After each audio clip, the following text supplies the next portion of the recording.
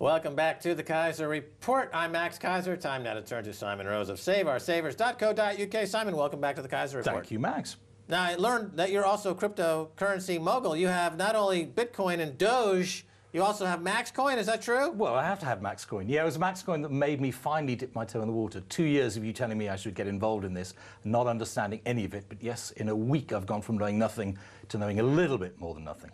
You're the first of our guests to actually own Maxcoin. Congratulations. Hey, excellent. All right. Now, we have a 5-year anniversary, very key 5-year anniversary, since the Bank of England cut the base rate to a 300-year low of 0.5%. So tell us about the McKinsey report into how much these low rates have actually harmed the British population. Well, because there's this general perception that somehow low interest rates are automatically good for the economy.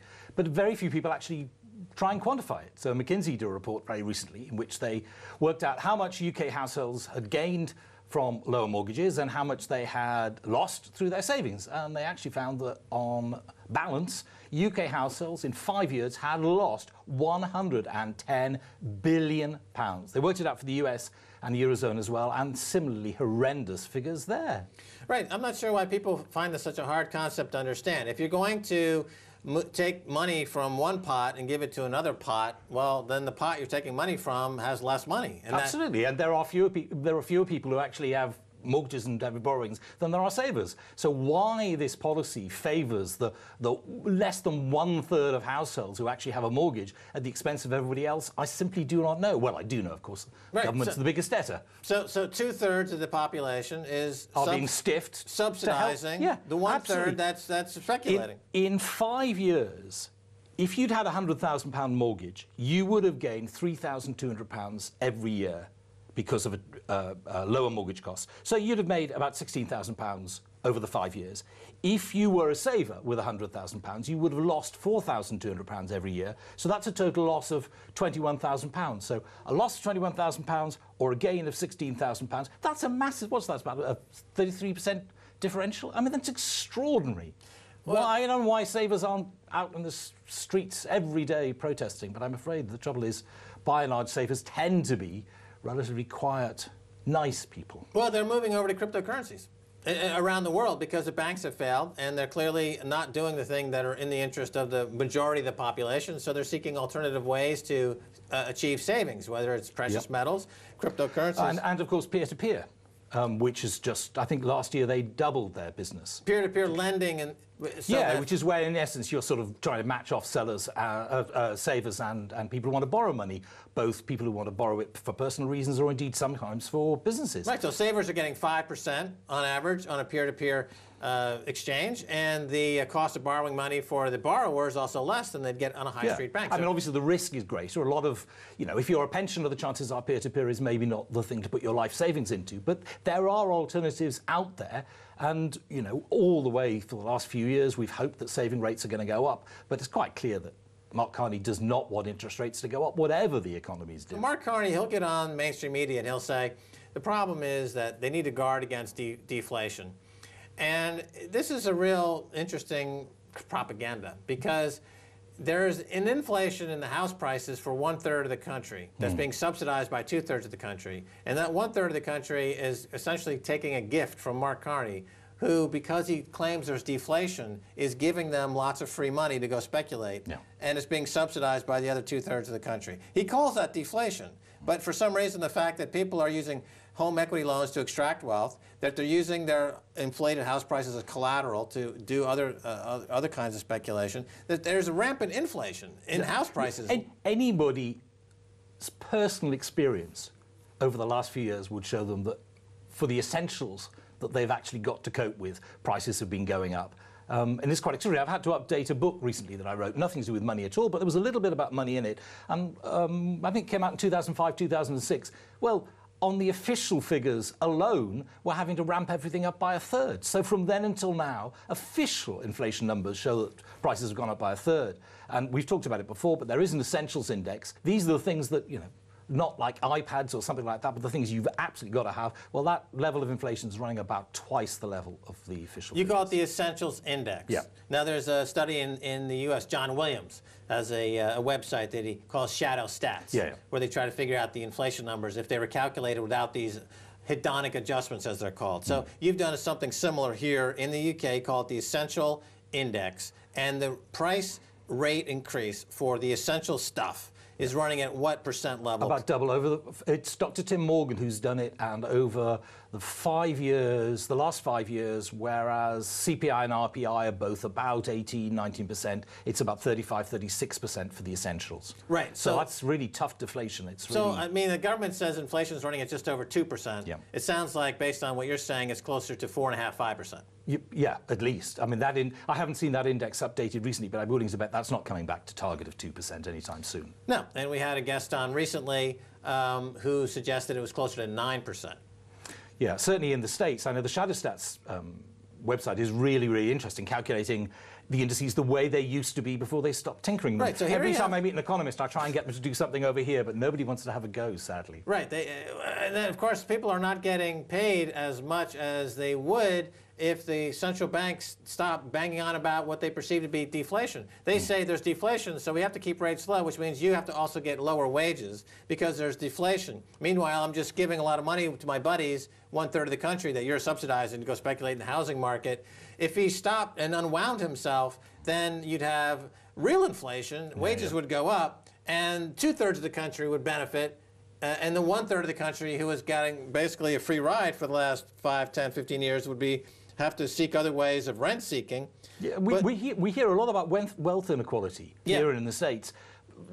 Why is nobody really talking about the fact that it's the monetary policies that are actually making everything unequal? They are making the richer richer all the time, and they're grinding down those people who've got almost nothing. It's appalling. Well, it's a great question, and why is that such a hard concept to understand? You know, I'm thinking about mainstream media here. Yeah. They'll have someone like Mark Carney on, but they will never ask him this question. Why does he pursue policies that are causing wealth and income inequality? Why is there this? And he's talking about it shouldn't be the Bank of England. It should be the Bank of Inequality. That should be its official name. He thinks that this whole idea of low rates to stimulate, it doesn't stimulate the economy. That's another. It doesn't stimulate employment. No, it takes well, apart from anything else, in this country, the economy is driven, 2/3 of it's driven by consumer spending.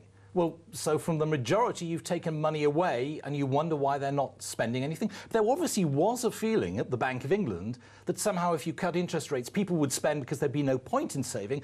But of course, they're 9 theoretical economists. They've never actually had to live in the real world. They don't understand that if you are living on a fixed income, and your income is going down, you're going to husband your resources, not suddenly splurge on a new car. It's ridiculous. Can we say that Carney was officially now lying when he said that when employment got to 6.5%, that he would possibly reverse? 7. Okay. Well, it's gotten to these numbers. Yeah, got close. But he's not reversing. No, of course. Nowhere near. And by the way, these are not, again, these are temporary jobs, low-paying jobs, jobs that are not providing for households enough that they can afford to get off government assistance. I mean, this is all very crappy jobs, essentially. But somehow they're calculating that into their equation. Even with that bad data, he's still not seeing any end to quantitative easing. I was watching a program the other day, and they had somebody who suffered from something called Munchausen syndrome by proxy, which I had never really heard of before.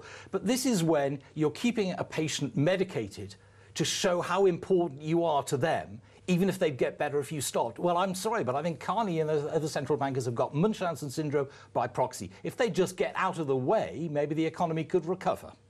Well, I think that's the basic criticism most people have of the central banks, is that they're only the enlightened banks. They're solving a problem that doesn't exist and benefiting by the income, the rent seeking. It's just a classic scheme of rent seeking, where they're inserting themselves into a situation that they're unneeded to extract wealth, to be a gatekeeper, to be a toll booth, to suck money out. There's no problem being solved. They are the problem. But we've had 5 years of this now in this country. How much longer is it going to go on? It's just, well, it's appalling. Well, let's talk about this.